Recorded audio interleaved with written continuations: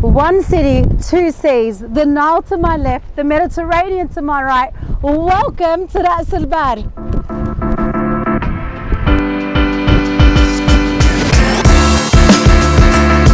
Right now we are on the Nile. Across from me here is an area called Ras El Bar. Over here you see all these ships and boats. They are the local fishermen, and this is what they're famous for. They supply all the fish markets around Damietta, and I'm so excited to actually head there myself. They even have a little taxi service that takes you from across, forward and back. Let's go do this.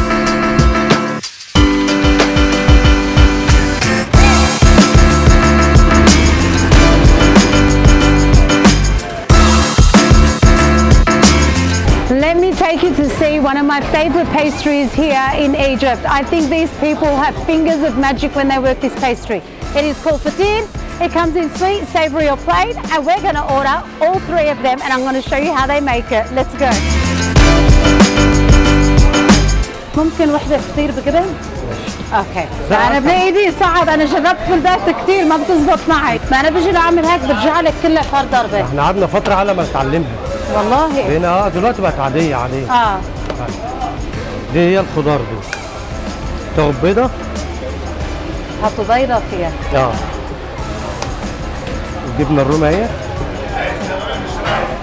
I was saying to him that I've tried so many times to actually spread out the pastry that they do, and he just scrunches with me or tears with me. It never works out that thin. But what I've noticed is they're putting a second layer in the center and then loading it up with the cheese, but they've used an egg to help bind that cheese together as well. And now it's going to go straight into this oven here and get cooked. هتستعملوا زيت ولا سمنة؟ لا زيت. زيت؟ عشان العجينة ما تشتغلش الا بالزيت. انا افتكرت سمنة بتستعملوا. لا السمنة بتبقى للسادة المشلتت. بتستعملوا السمنة لشو؟ للمشلتت السادة. السادة. اوكي. والله انا ما دي بقى بتخش تاخد وش وتاخد بقى زيتون وفلفل وطماطم. اوكي. وجبنة رومي وموزاريلا. اوكي.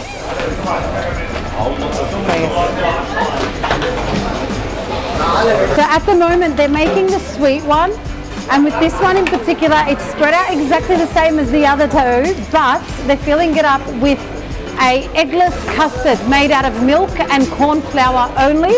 It's set to go cold and spread straight onto that second pastry there. And now off in the oven it goes. I'm so excited. You need to wait and see the loadings that they have on top. The pastry is almost extremely similar to roti bread pastry and dumpling pastry. It's just got flour, salt and water, and that is it. It's allowed to rest for a really long time before they start the stretching process. What he was saying to me earlier on is if you don't give it that proper time to rest, it won't stretch out and be as elastic as it is with him now. Maybe that's where I've been failing trying to make that at home. So at the moment we're making a plain one. I love the plain one because you get to tear it off with the flaky layers, dip it into some honey or tahini and carob molasses and enjoy it as it is. And an important note that I learned, for savory he uses oil, and then for sweet and plain he uses the butter as well for it. Look at that air pocket right there, how light that is.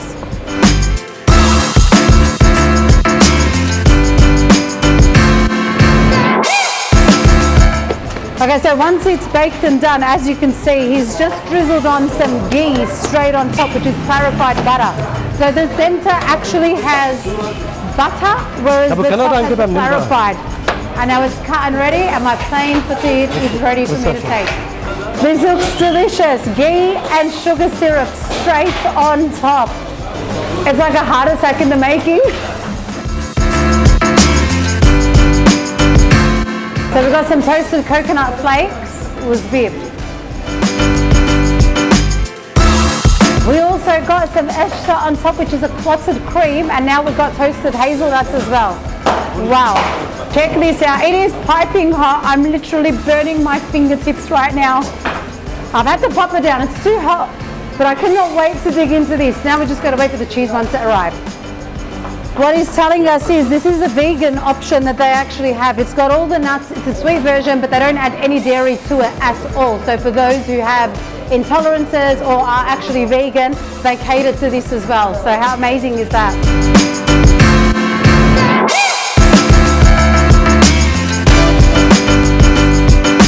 Now that all three here. I look like an absolute brat because I'm just sitting on this table by myself ready to dig in. I'm going to start with the savory one to show you all. Check that out, guys. Absolutely delicious.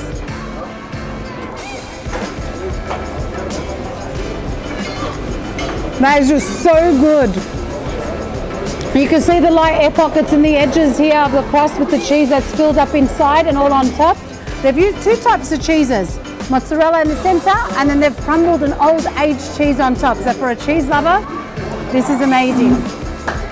Now, to bring my favorite across, the plain one. This is beautiful. If you see all these flaky layers here, like, you could say this is like the Egyptian croissant. I swear to God, but even nicer than a croissant. So delicious and tasty. You don't actually need anything. For those who love pastries, this is the one.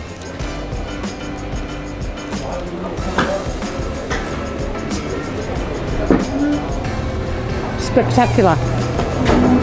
The flavor of the butter is unreal. I'm actually going to pack these as a takeaway now, take it back to my hotel room so that way tonight when I get the munchies, I can smash it all down.